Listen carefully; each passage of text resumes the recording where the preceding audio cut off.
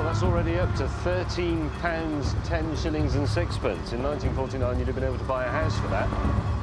Inflation wasn't my biggest problem, though. And the cost of having a piping hot, home-cooked lunch delivered every day is £2 a month.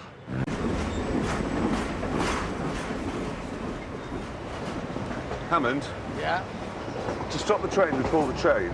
Yeah? But there's a fine of 1,000 rupees. That's about 13 quid. £13, I mean, I ain't got that sort of money. I'm not paying 13 quid. No. There are quite a lot of right-hand turns, aren't there, in that first bit? Yeah. You're really putting a lot of stress on the front left suspension. Exactly. If your car had, let's say, an accident and had been mended cheaply on the front left corner... Stop talking. We were running this from Peterborough to London. I don't know what a season ticket is to do that, but many thousands of pounds a year. Yeah. This would be 20 or 30 pence. Cheaply made, sloppy handling, lacklustre dung, the lot of it. There we are, that's what it looks like. It is very cheap, though. How much is it? £4,100. That is cheap. But this Toyota Aygo over here is only £3.5 grand. It's not an Aygo. That's an FO. That's what it's called, FO. I think that's a coded message to Toyota if Toyota ever decide to sue the fake makers. And as you'd expect, the Moscovich was very cheap, just £679. The Cortina was a whole pound more expensive. Which means James is ahead. Oh no, which means, Jeremy, unless you've got your car for about 10 quid, James is going to be the winner. Oh no. Oh no. £1 pound!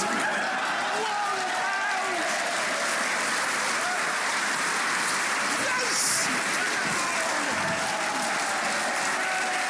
The Volvo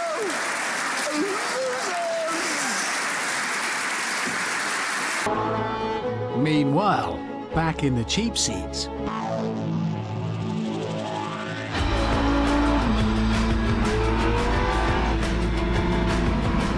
Right, serious stuff.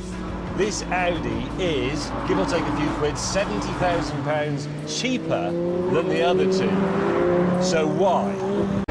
James had bought the tickets, and great news for licence payers. They were for third class. 13 hours. There are people sleeping. 13 hours. Hammond's cheap aftermarket alarm matched his cheap aftermarket wheels. They sort of leach into, like dry rot, they leach into the system. There's wires going everywhere from Can't you just take it all off? No. No, because otherwise you could have stolen the car by just taking the alarm off. I mean, they weren't that stupid in the 80s. Oh, I think it's because American cars are too cheap. Too cheap. It's a business thing. That's the problem. Sorry, everyone, I fear we are about to get an economic lecture from Chancellor Hammond here. Well, no. The other Chancellor Hammond. No, you are. Now, concentrate. Let me put this into context for you. A lot of supercars have arrived on the scene recently. I've got pictures of them. This is the McLaren Speedtail. That's 1,000 horsepower. Yeah. Cost £2.1 million. And its wheels are odd. Yeah, they are. They don't match. This is the Aston Martin Valkyrie. That's 1,000 horsepower again. £2.5 million. This one, that's the Ferrari FXXK Evo. 1,000 horsepower, £3.5 million. Best looking Ferrari of all time, It does look amazing. Yeah, it does. It is absolutely staggering. However, they've all got 1,000 horsepower, which means they will all be undrivable. Yeah, whereas my Exorcist has 1,000 horsepower and is undrivable for under £100,000. There's no advantage. Yes, and that's exactly my economic point. They're selling them too cheap. They're just giving it away.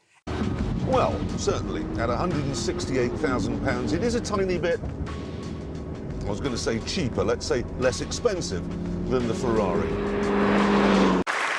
This is the Nissan Pixo, and it is the cheapest car on sale in the UK right now. It costs just £6,995. It sounds fantastic, but is it? Jeremy decided to find out. Of course, some of the cars we found are cheap because they're rubbish. But most aren't, like this Alpha, this Jag, or these BMWs. We even found a Porsche. That's a lot of... You see, I get my milk from the back of a cow. It's much cheaper. The back of it, that's not milk. I'm not going to let my wife under a cow. Do you know, I discovered a flaw with the American way. You can buy a small Coke and it's like $1, or a big one which is $2 because you get more, but you get free refills.